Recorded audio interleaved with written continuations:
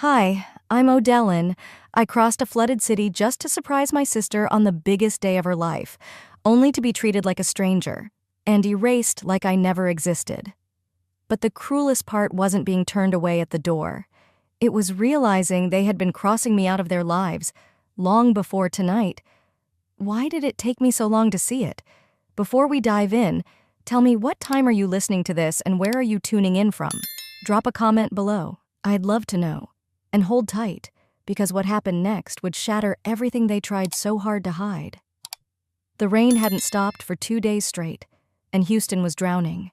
Streets had turned into rivers, intersections vanished under murky brown waves, and every news station screamed the same headline: flash flood warnings, avoid travel unless absolutely necessary.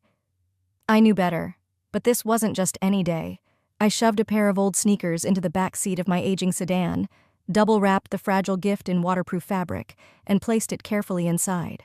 A small, framed artwork, handmade, with gold leaf and delicate calligraphy spelling out "Rooted in Dreams," something only my sister would understand.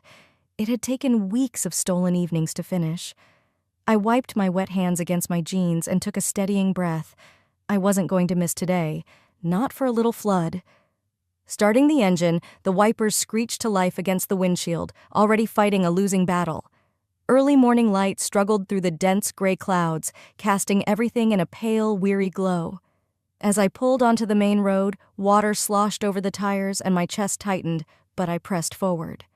"She'll see I believe in her," I whispered to the steering wheel, as if saying it aloud would make the road ahead less treacherous. The first few miles were manageable, just cautious weaving between stalled cars and submerged potholes. But as I neared the freeway entrance, reality hit harder. The entire ramp was underwater. I swerved left, searching for an alternate route.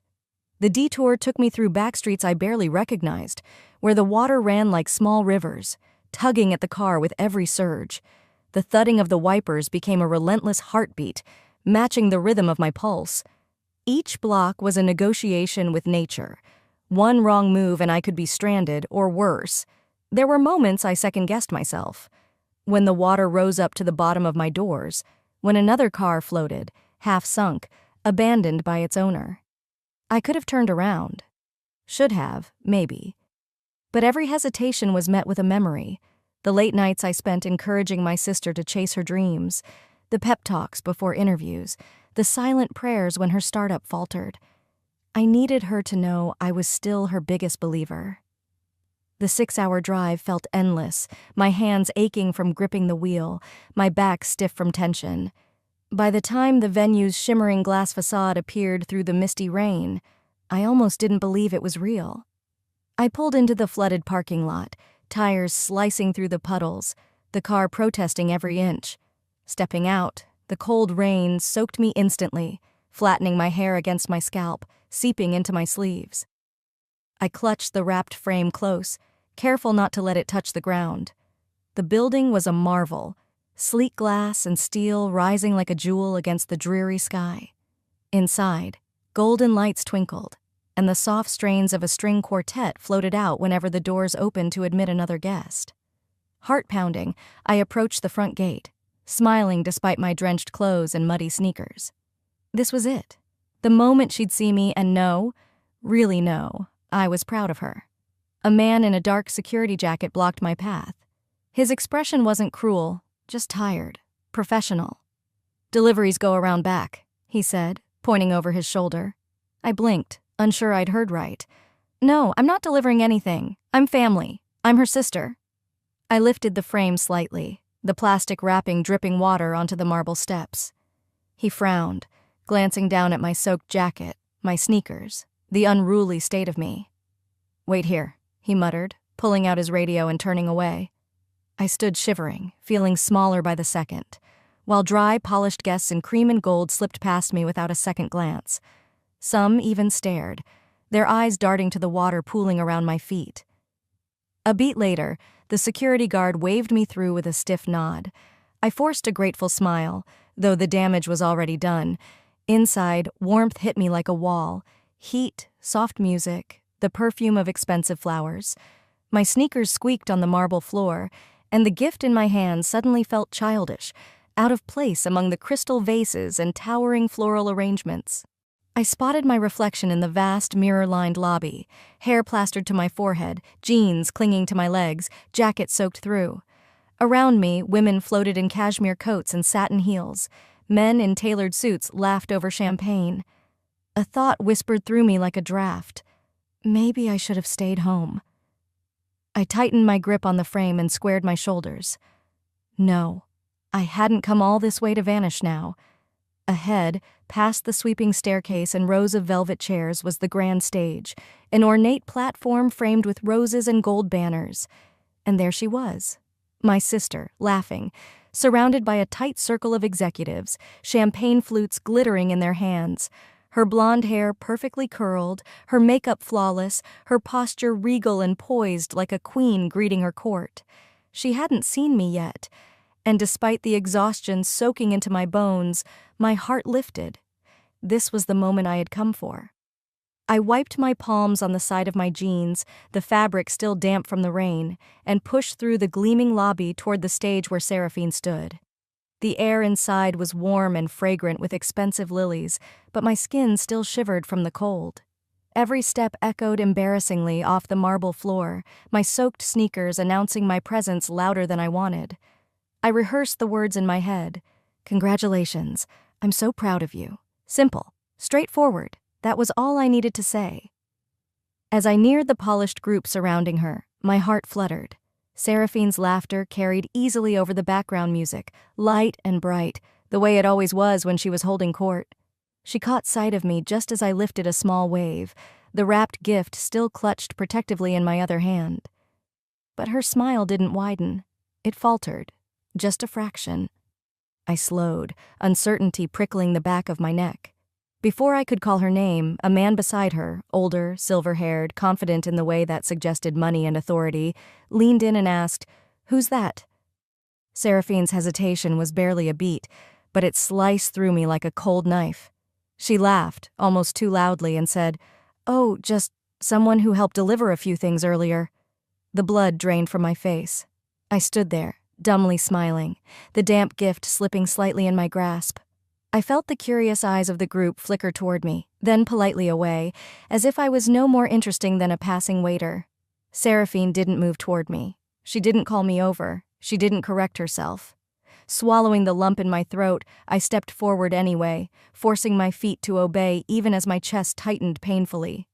I extended the gift toward her with both hands, my voice a thin thread. "I brought you something." Seraphine glanced at me, with the same detached politeness one might offer a persistent vendor at a farmer's market. Without touching the package, she gestured to a sleek young assistant nearby. "Could you take that to the back?" "Thanks," she said breezily, already turning back to the group. The assistant, a girl no older than 25, plucked the gift from my hands with the barest of smiles and disappeared behind a velvet curtain. I stood there for a moment longer, a stiff smile frozen on my face, as the conversation flowed around me like a river around a rock. Then, realizing no one was going to acknowledge me, no warm greetings, no curious questions, no spark of recognition, I turned away. I drifted along the edges of the room, my body moving on autopilot while my mind reeled. Every sound, the clink of glasses, the low hum of laughter, felt sharpened, almost cruel. No one stopped me. No one cared. I finally found refuge behind a tall arrangement of pink roses and orchids, half hidden from view. My soaked jacket clung heavily to my back, and I pressed my hands into my pockets, trying to ground myself. Across the ballroom, Seraphine sparkled.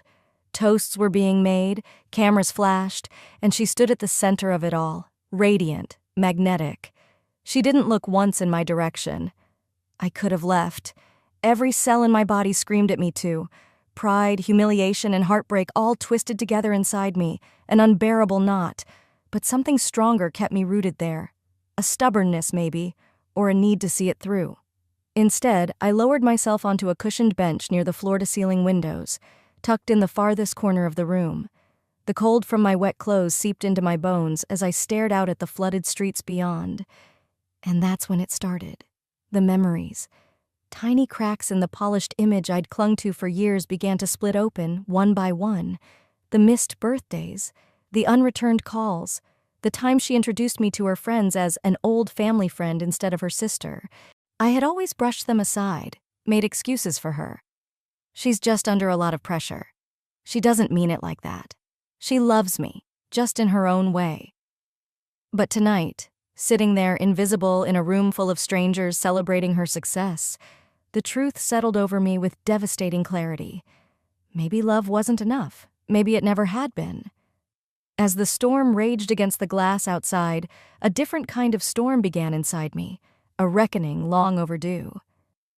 The laughter behind me swelled, then blurred into a low hum, like background noise at a distant train station.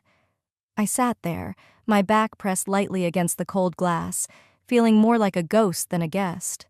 My reflection stared back at me, a woman clinging to something already lost, too stubborn or too hopeful to admit it.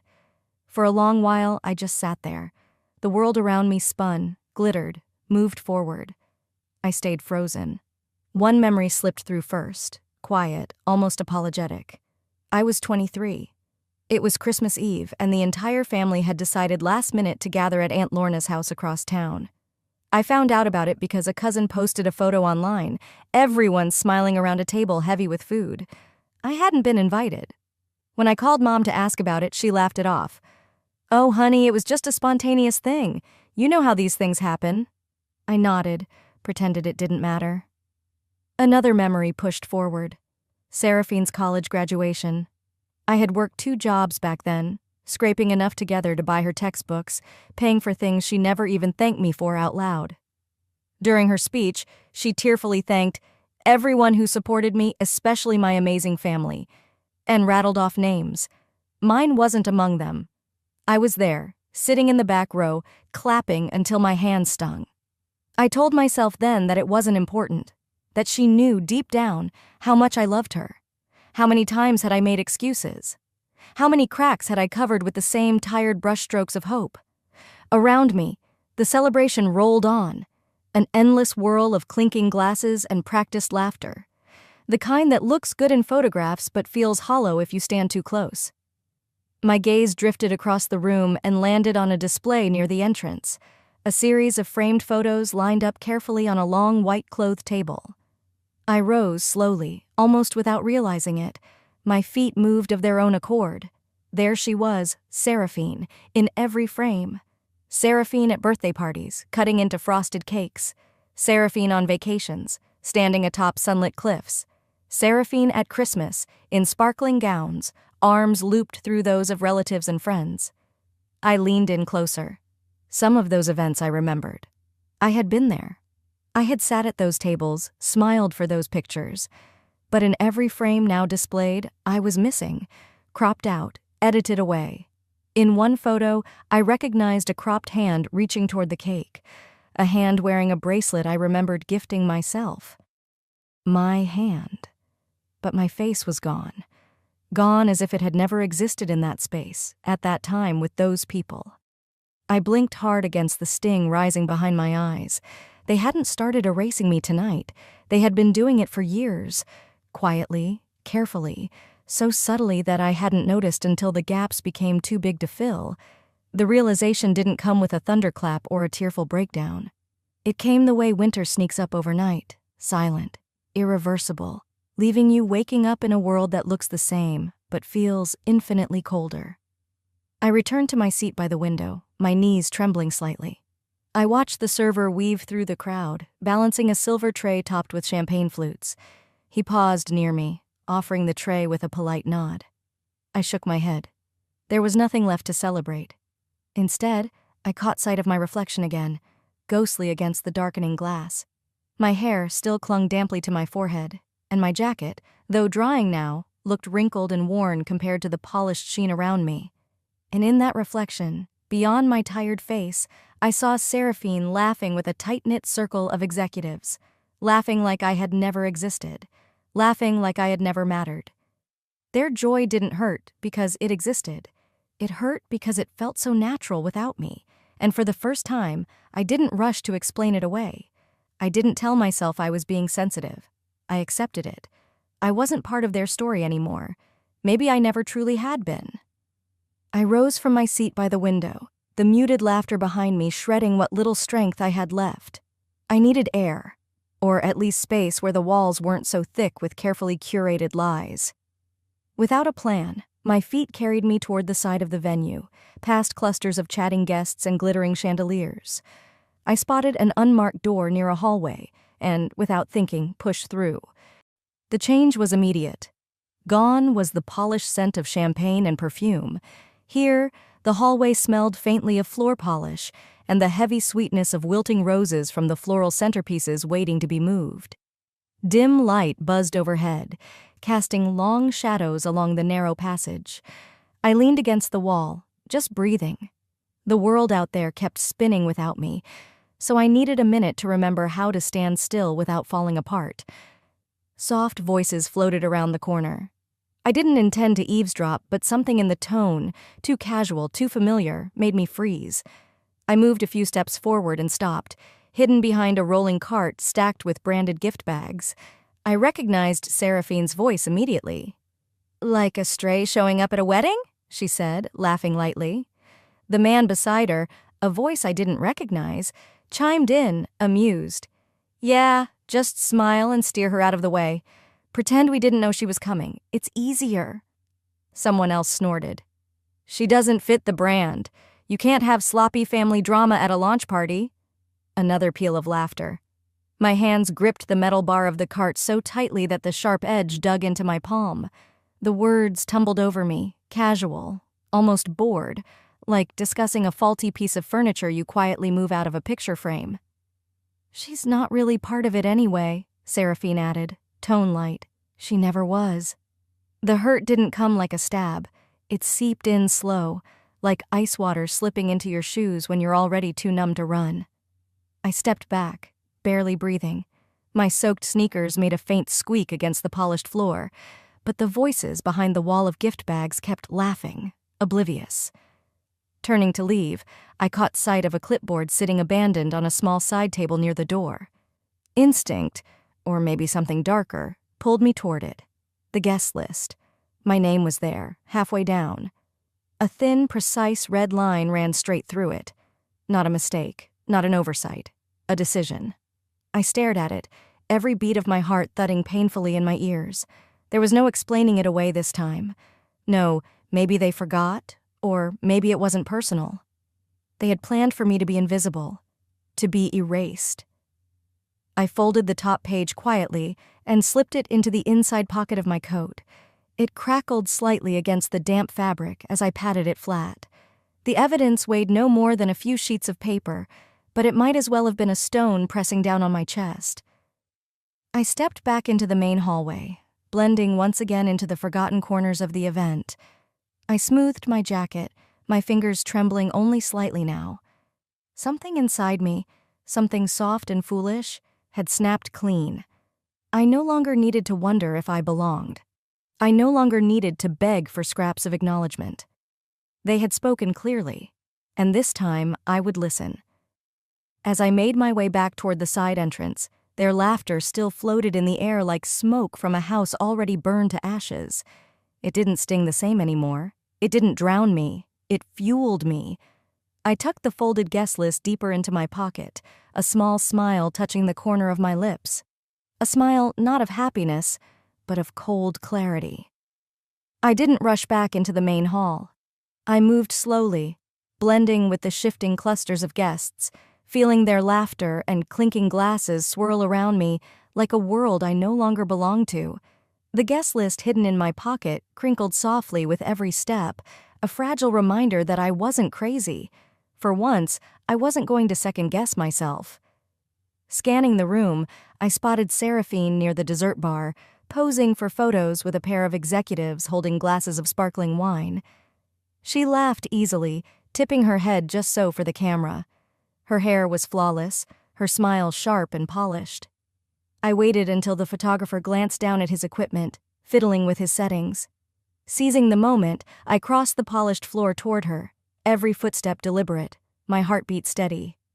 When I was just a few feet away, Seraphine turned, her smile slipping for a millisecond before she forced it back into place.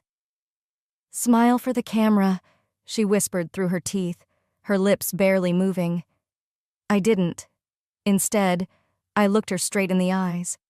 No rage, no tears, just the cold, undeniable truth sitting heavy between us. You didn't just forget me, I said quietly. You chose to erase me. For a split second, a flicker of something, guilt maybe, crossed her face, but it was gone before it could fully form. You're being dramatic, she said, her voice coated in artificial sweetness. Don't ruin the day, Odelie. I slipped my hand into my coat pocket, pulling out a neatly folded copy of the guest list, the one where my name had been so carefully crossed out. I pressed it into her hand, the gesture firm but not forceful. Her fingers closed around it reflexively. You still have time to fix this, I said, my voice low enough that only she could hear. Before everyone sees you for who you really are. Seraphine's eyes narrowed ever so slightly. She shifted her weight, angling herself away from the camera but closer to me, as if shielding our conversation from view. I don't know what you think you're doing, she murmured, the warmth gone from her voice. But nobody here cares about your feelings.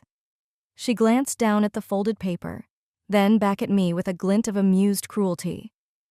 You really think waving that around will change anything? She whispered.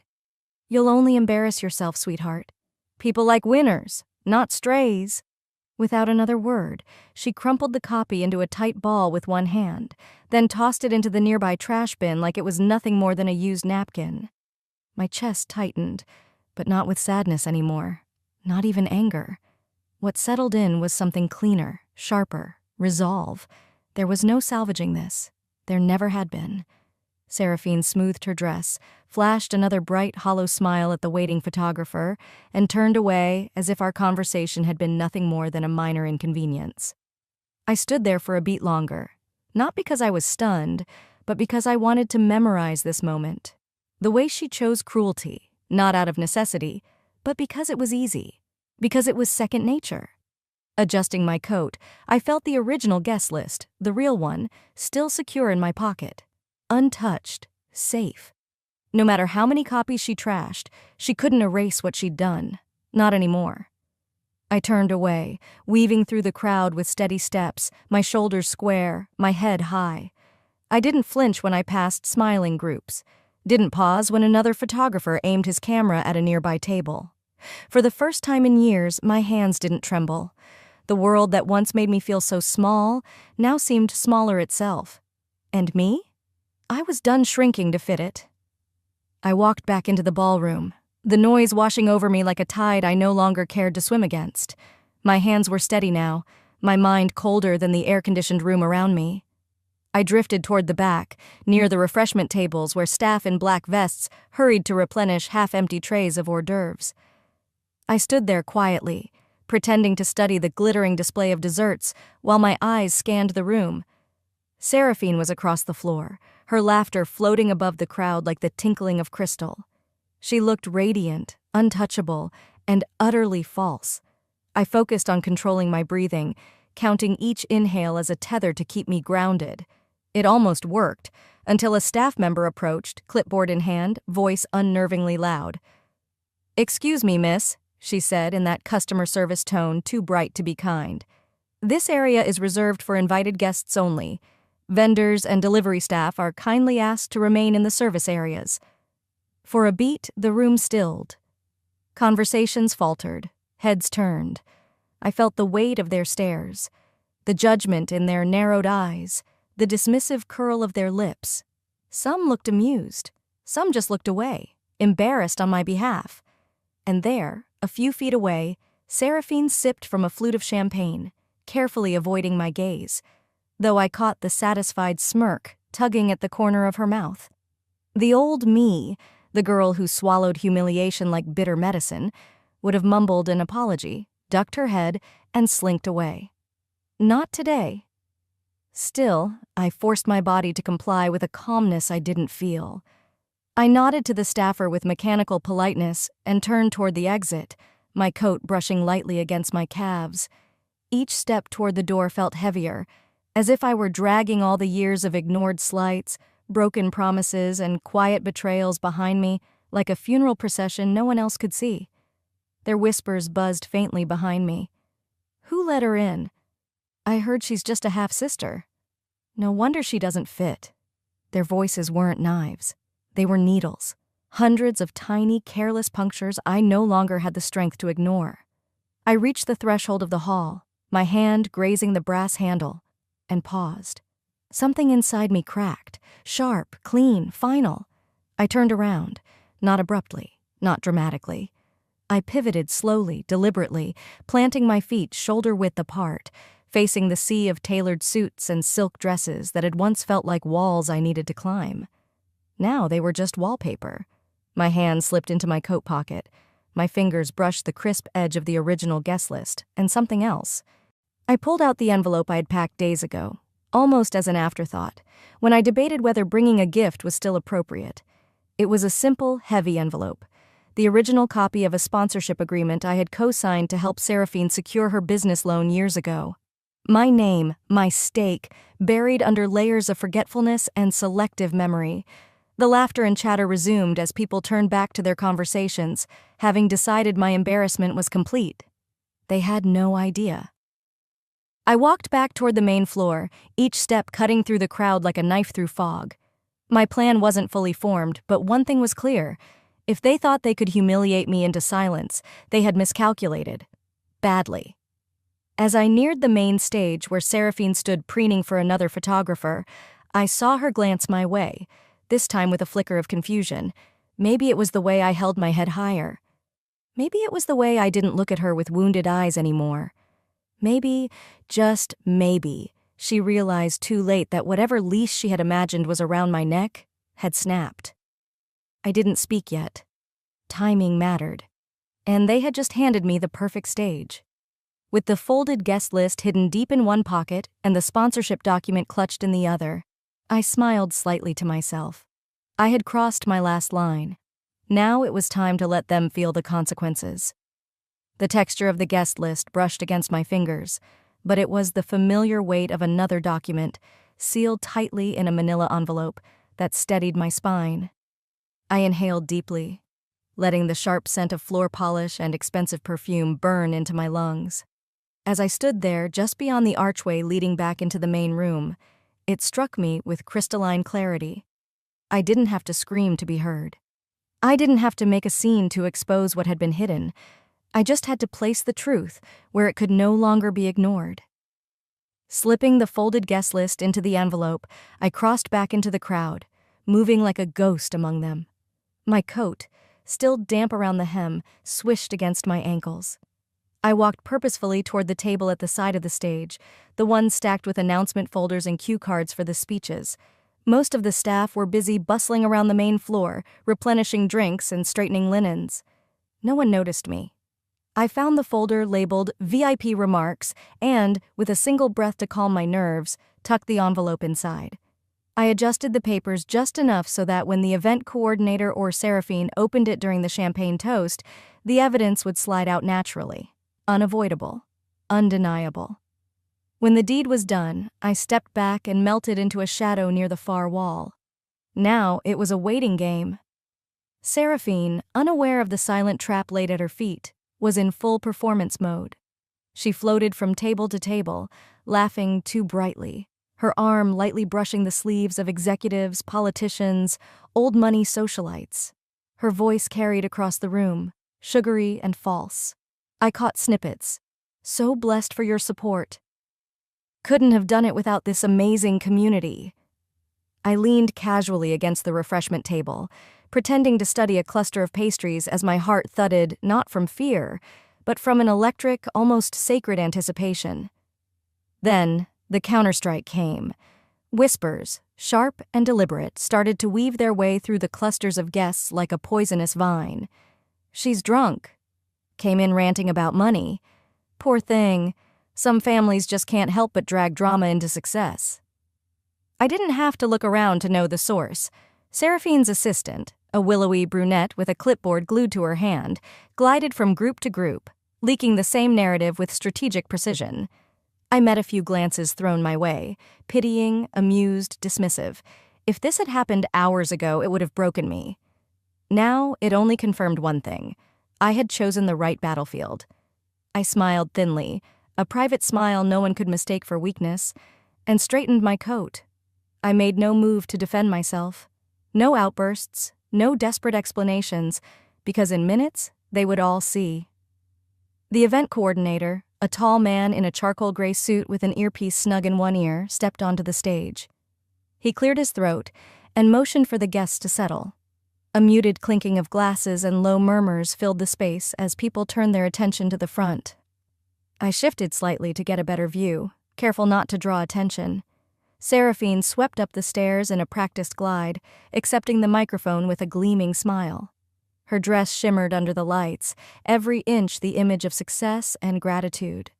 "Ladies and gentlemen," she began, her voice smooth as honey, "tonight isn't about me, it's about us, about the journey we've shared, the sacrifices made, the dreams built together." Polite applause rippled through the room. She basked in it, pausing just long enough to seem humble. The coordinator handed her the folder, the one containing her final remarks, the thank yous meticulously crafted to seal her image. Seraphine opened it casually, flipping through the top pages as she spoke. Then, mid-sentence, something slid loose and fluttered onto the podium. The envelope. For a second, no one noticed. But then, a few front-row guests craned their necks, curious. The event coordinator bent down, picking it up and, following instinct, opened it right there on stage. He pulled out the guest list first, the one with my name cleanly, unmistakably crossed out. His eyebrows knit together. He turned slightly, flashing the paper toward Seraphine, confusion evident in his expression. The microphone caught his murmured words. "Is this official?" Seraphine's smile faltered. A ripple went through the crowd, a restless shift, like the first tremor before an earthquake. Then the sponsorship agreement slid out, my signature, her dependency, my silent stake in everything she was now parading as hers alone. The room began to buzz, not loudly, not yet, but in a way that couldn't be ignored. I stood perfectly still, hands clasped before me, head high. Seraphine's eyes met mine across the room. For the first time all evening, I saw something crack behind them, something frantic, cornered. It was too late to pretend now. The silence that followed the event coordinator's fumbling discovery wasn't the kind that asked questions. It was the kind that demanded answers. I stood at the edge of the crowd, still as stone, my heart steady in my chest, as if it knew, finally, we weren't the ones on trial tonight. The guest list fluttered slightly in the coordinator's hand as he hesitated, then held it up higher so the front tables could see. A few guests leaned forward, squinting, lips parting in disbelief. Whispers darted from table to table like strikes of electricity. Did they really cross out her name? Family? Erased? And then someone, a woman seated near the front wearing a sapphire dress, said loudly enough for others to catch, "They crossed out family! What kind of people do that?" Gasps answered her. Phones lifted discreetly, then not so discreetly, snapping photos of the damning document. Flashlights sparked, catching the panic on Seraphine's carefully made-up face as she tried to step in, tried to wrench back the narrative slipping from her grasp. Seraphine let out a high, tight laugh, brittle as glass about to crack. "Oh, goodness," she said into the microphone, waving a hand as if brushing off a harmless rumor. "It's just a logistics thing. Big events, names get shuffled, human error." Her voice strained to sound casual, but it was too late. The room had turned. Faces once bright with admiration for her success had shifted, not overtly hostile yet, but guarded, skeptical. The unspoken agreement of support had shattered the moment truth walked into the light. I could have walked out right then and left the ruins behind. But I had carried too much, for too long to leave anything unfinished. I stepped forward, not dramatically, not in anger, just with purpose. The murmur quieted as people noticed me moving through the tables. At the edge of the stage, I didn't climb the steps. I didn't need to. I simply lifted my voice, clear and firm. "It wasn't logistics," I said. "It was a choice." The microphone caught my words, carrying them effortlessly across the ballroom. Every head swiveled toward me. Seraphine's smile froze. Her fingers clutched the podium as if it could anchor her to the image she'd spent years constructing. For a brief, aching moment, I thought she might crumble there. Apologize, explain, show a shred of the sister I once believed in. She didn't. Instead, she stiffened her shoulders, tilted her chin, and forced a laugh again, motioning dismissively toward me like a hostess politely shooing away an unwanted guest. "Odellin has always been sensitive," she said sweetly, falsely. "Family, right? Sometimes emotions just get high during these big milestones. We still love her very much." I pulled my phone slowly from my pocket. "If that's what you want them to believe," I said softly, almost to myself, "then let's tell the whole story." A few people in the crowd turned in their chairs. Seraphine's eyes widened slightly, a flash of fear she couldn't quite hide fast enough. I tapped my screen, and the room was filled with the unedited, raw sound of her own voice, like a stray showing up at a wedding. "Just smile, and move her out of the pictures." The recording lasted only 15 seconds. 15 seconds that changed everything. The silence afterward was deafening. No more polite smiles, no more nervous laughter, just an aching, uncomfortable stillness as realization sank into every corner of the room. A few VIP guests near the front exchanged glances, their expressions hardening. A man in a navy suit, one of the major investors, if I remembered right, slowly rose from his seat and, without a word, walked out of the ballroom. Others followed, some quietly, some with a visible shake of their heads. Seraphine stood there, alone at the podium, clutching the microphone in one hand, her glittering image unraveling with every step that led away from her. Her fiancé, who had been hovering at the edge of the stage, took one long look at her, a look that said everything words would have only cheapened, and turned on his heel without a word. The collapse was total, but not loud. It didn't happen with screams or accusations. It happened with empty chairs, turned backs, silent exits. Truth doesn't always explode. Sometimes it erodes everything slowly, unstoppably, like the tide reclaiming a crumbling sandcastle. And I didn't stay to watch the final washout. I didn't need to. Without waiting for any applause or pity, I walked toward the exit. No one tried to stop me. No one dared. The cool night air hit me as I stepped outside, fresh and sharp against my skin. It swept the lingering traces of perfume and champagne from my lungs, filling me with something I hadn't tasted in years: freedom. I wrapped my coat tighter around me, not because I was cold, but because it felt like armor now, protection I had finally built for myself. Behind me, the glass doors reflected the chaos I had left, a shattered illusion of a family that had never really wanted me. Ahead, the dark street stretched wide and empty, and utterly mine. The cool night air brushed against my face like a silent blessing as I stepped away from the building, leaving the shattered remains of Seraphine's perfect facade behind me. I didn't need to turn around. I didn't need to watch them scramble to patch holes that couldn't be fixed. For once, my heart wasn't heavy with regret. It was light with something closer to peace. Ahead, the sidewalk shimmered under the hazy glow of streetlights. Water from the day's earlier rain pooled in small puddles along the edges. I could still hear laughter and faint music behind me, but now it sounded distant, irrelevant, a background hum in a world I no longer belonged to, nor wanted to. I kept walking until I found a quiet bench tucked beneath an old oak tree just off the parking lot. I let out a slow breath and sat down, feeling the weight of the day slip from my shoulders, piece by piece. For a while, I simply sat there, soaking in the stillness.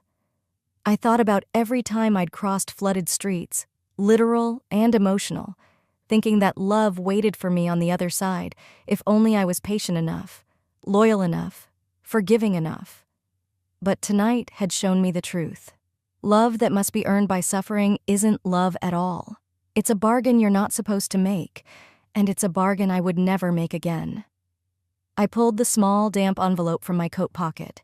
My handmade gift, still carefully wrapped, still whole despite the journey, felt heavier than it should have. It wasn't grief I carried anymore. It was acknowledgement. Gently, I unwrapped the package. Inside was the framed piece I'd made by hand, a watercolor painting of a sunrise breaking through a stormy sky. I had painted it during one of the hardest winters of my life, believing it would one day symbolize resilience, hope, a bond unbroken. I looked at it now and realized it symbolized something else entirely: the resilience of letting go. I rose from the bench and placed the painting there, propping it against the worn wood slats. Not as a peace offering, not even as a gesture of forgiveness. It was simply goodbye. Goodbye to the version of me who had waited at doors that were never going to open.